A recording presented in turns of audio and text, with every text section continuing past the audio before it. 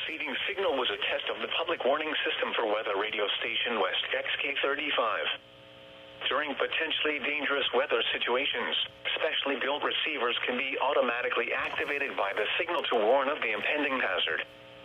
Tests of the signal and receiver's performance are normally conducted by the National Weather Service each Wednesday between 10 a.m. and noon, and between 6 and 8 p.m.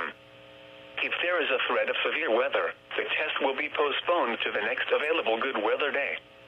Reception of this broadcast, and especially the warning alarm tone, will vary at any given location. This variation, normally more noticeable at greater distances from the transmitter, can occur even though you are using a good quality receiver in good working order. The warning alarm tone will be activated for hazardous watches and warnings for the following counties: Bell, Bosque, Oriel, Falls, Hill, Limestone, McLennan, Milam, and Robertson. This concludes the test of weather radio station WXK-35.